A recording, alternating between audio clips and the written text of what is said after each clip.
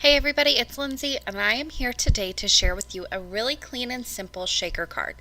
So I'm using the Sizzix stamp and die set. It's called Jar, that's all it's called, but it has a bunch of dies with it. The main one is this jar.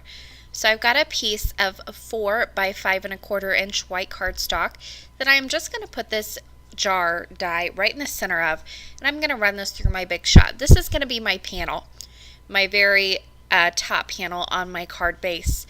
And I just want that jar die right in the center of it. It's going to be my main focal point, and I want it centered in there so it's nice and even white border all the way around it.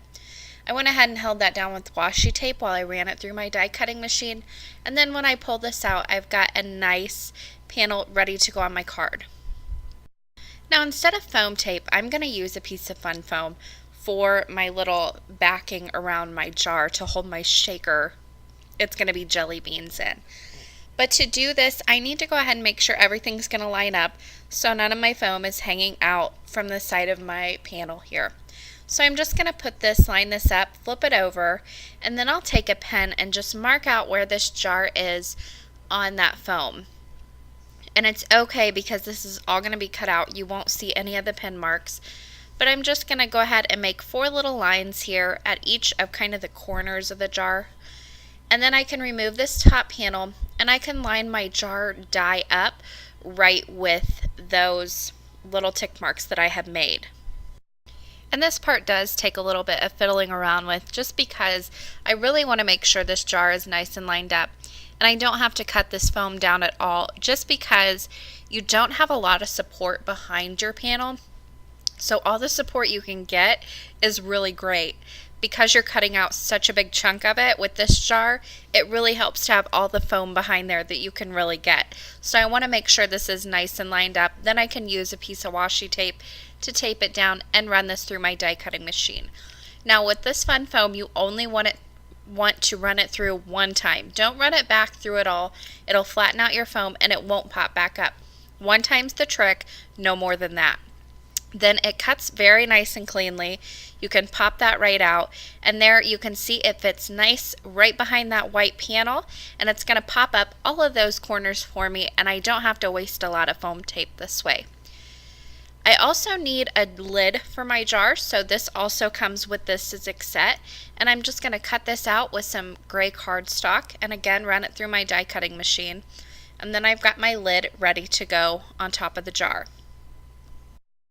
Now a great thing about this stamp and die set, it comes with like 28 pieces in the set, and whenever they give you a candy, you get quite a few dies of that candy. So like I'm cutting jelly beans, and I've got 4 different dies that I can run through at one time. So I don't have to run these through individually every single time. Because I will cut about 8 jelly beans of each of these cardstocks here, I pulled out 5 different pastel colors from my stash. They're just scraps. I can go ahead and cut 4 of these with one go, run it back through another time with the same 4, and I've got 8 jelly beans ready to go. So 2 times, I'll end up running these dies through about 10 times. So not bad when you think about filling up this big jar that I cut out. Another great thing, you can see that these dies cut right up to that cutting edge. So you know, like they have the stamps also, if you're going to stamp your stamps and then cut it out, this cuts right up to that edge, so you're not going to have any guesswork of where that cutting edge is, which is so nice. So I'll just keep running these through. I ran it through with the blue and now the green. This is a khaki color of cardstock. It's a very light brown, and I will run that through as well. Then I've got some green, and I ran that through with my jelly beans, and then I'm also going to go ahead and run this banner die through. This is going to be where my sentiment is. While I had my die cutting machine out, I went ahead and ran it through.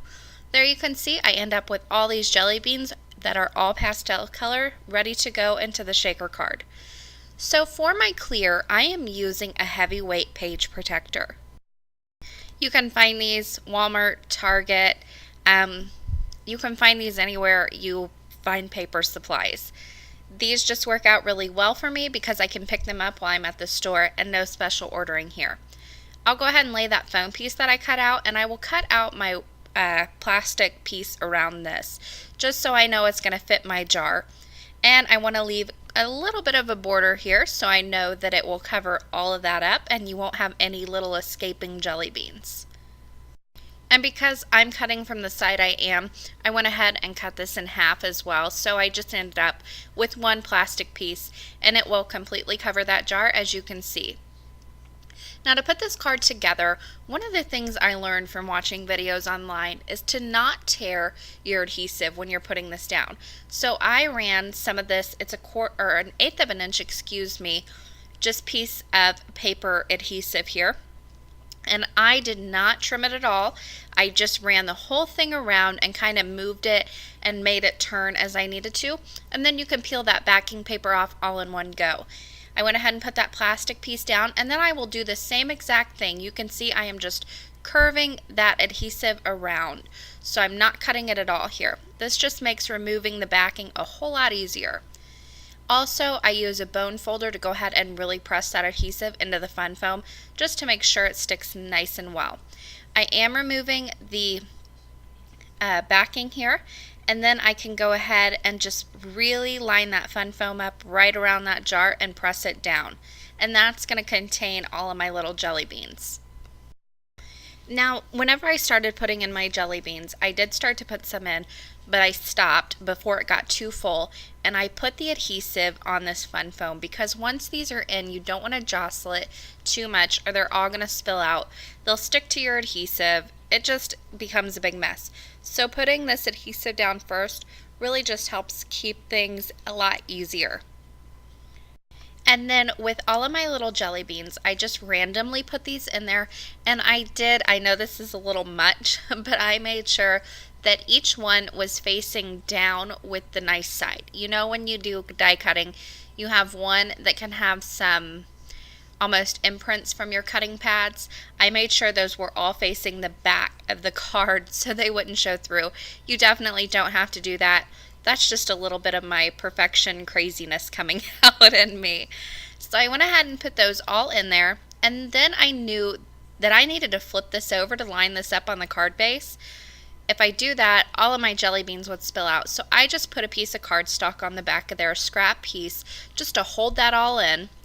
And then I could put some more adhesive, flip it over, and then line it up right on that card base and make sure it was nice and centered on that. No guesswork involved then. And there I have a nice white backing as well on that jar there, so those jelly beans really pop out at you. I also put some double-sided adhesive on that jar lid, and then I will just put that right in place as well. Here's the stamp set that comes with this. You've got the jar, the lid, you've got labels, sentiments, all these different candies. It's really great. I chose the You're So Sweet sentiment. I'm just inking this up with some Simon Says Stamp black dye ink, and I will stamp this right in the center of that green banner that I cut earlier along with all of the jelly beans. I'll just put some foam tape on the back of this, peel off that backing, and I will just place this right in the center of that jar, right on top of it.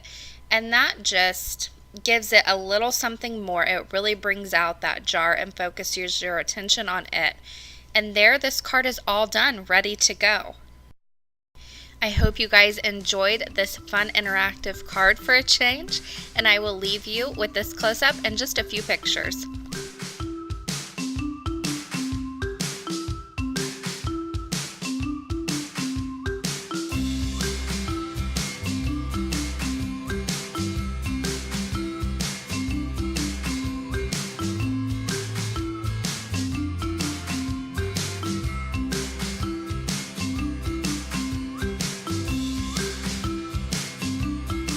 For more information and the supply list, you can head over to my blog, craftingwhilecaffeinated.wordpress.com. The link is in the description box below, as well as that I in the top right hand corner. That will get you there too. Thank you guys so much for watching today, and happy crafting.